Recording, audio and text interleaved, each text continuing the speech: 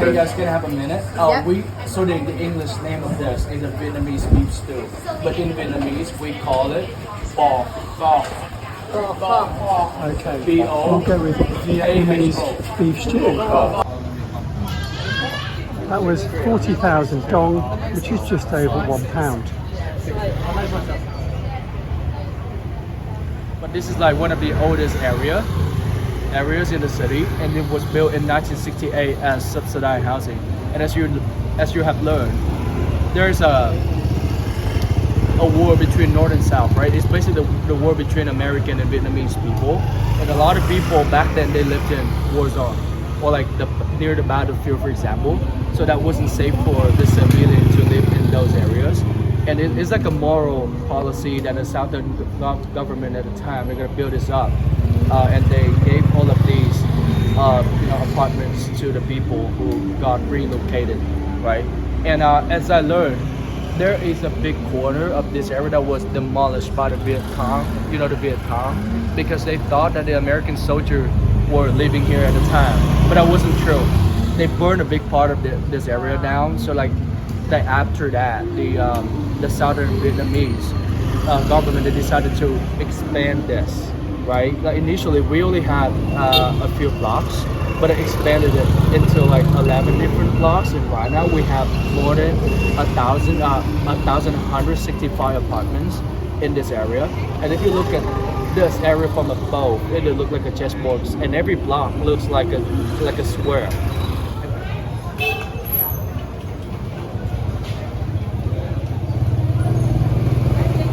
I think I'll be alright. Sorry about that. No, it's nice. Hey guys, please have a sip. Sorry. And this delicacy is called beer. The second one here is beef wrapped in hyperlolot leaf, which is a leaf that grows locally in Southeast Asia. And what you do is just pick one piece of so the lemongrass go really well with the tamarind and barbecue sauce over here, and the green one is paired perfectly with the green chili one. Okay. Yeah, green chili. Thank you. Alright, boys. I'm just gonna take out all the Lemongrass. lemongrass. Yeah. Oh yeah. Original name, which is real rice paper. So basically, it's just rice paper. You can see it's. Do you mind if I use mine? No. Okay. So the base is a sesame rice paper. Oh wow. And they just like crack an egg, mix it with green onions, sweet corn, some tiny shrimp here, Ham or sausages? ham, yeah, or like instant sausage. And we got also the laughing cow cheese, or like the baby bell. Yeah. Baby Bell. Yeah. Yeah. Amazing. You know the soft cheese? Yeah. The little triangle. And because of people keep calling it pizza, so some vendors do try to put mozzarella on this one. You had in two ways. Yeah, but I just prefer like the baby bell is perfect. Yeah, it's like it's fit Perfect in the right consistency. concept. Yeah, and so they also drizzle some mayonnaise, tamarind sauce on top as well. So Amazing. So this is what we call Banh Mi. This is like one of the most iconic food. Like you can actually find this food everywhere in the city, but not every place knows how to make a good Banh Mi. And the reason why we get this Banh Mi from that store, none of the ingredients, they got it outside of their store, right? They even make their own bread. I'm not sure if you can see that, but there's an oven in the store. And it was such a big investment.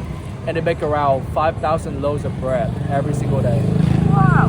Bread is very light. Yeah, like it's still warm, it's still slightly warm, so that means it just came out fresh. And so, Jack, what's in it? Can I have your food, please? You may. So, this is pate. You guys know pate? It is a French influence. We usually say that the banh mi with a pate is not considered a good banh mi, right? And you can see like some pork sausages right here. So this is the traditional filling. It's like ham. You guys know ham? Yeah. But it's not processed. It's homemade, right? So it's fresh. And you can see like the pork belly with a little bit of fat, to make it like not too dry. And we also have some vegetable as well. So as you can see that we have some radish with scallion and coriander, or like cilantro. I call it cilantro. and they actually also drizzle a little bit of sauce in the banh mi, and that is also what makes a lot of flavors for the food as well. I already asked them what's the sauce made out of, but they wouldn't want to tell me because that's their secret. Thank you, Jack. I wish I know though, but look at that. I'm not sure what do you think about the flavor, but look at the bread. The bread is absolutely beautiful. Fabulous. I need to eat it now.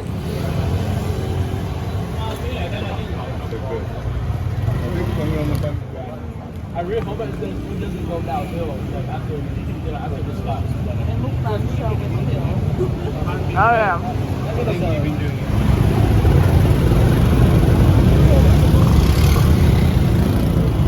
Then a silver pot.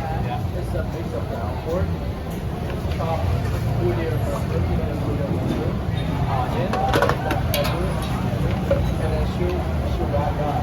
So it's sweet and they roll it after. So that's why we call it a steamed rice roll. Anh không hay là không And we em also đúng? put like toppings on top of it, along with 20 ạ? yeah. And basil. You can eat that with the sauce here.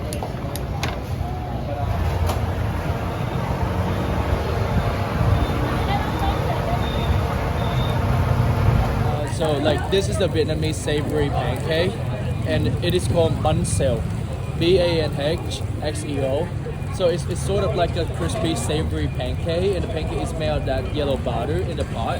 The butter is a mix of rice flour, turmeric powder, coconut cream, and coconut milk, mixing all together.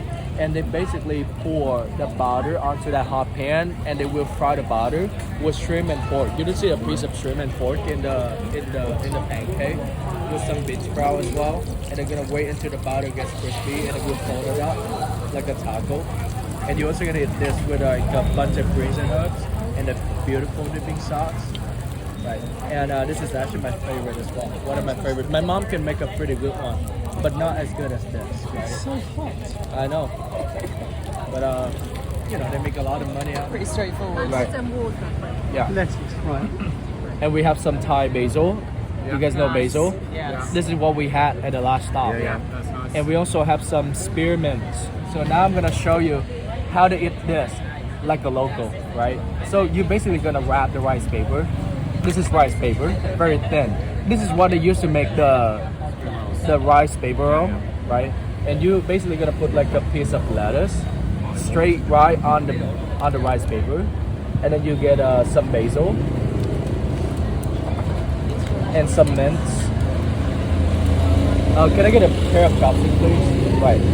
And you will put a whole pancake straight on top of everything, and you kind of like roll it up from top to the bottom, like you're making a joint. Yeah. Okay. You're gonna lick it. A joint. That is a fat joint. Alright. You gotta lick it one more time, and you light it up, and you smoke it. Alright. I'm sorry, you can take it. Right. So do you want to make it yourself, or you want me to make it for you?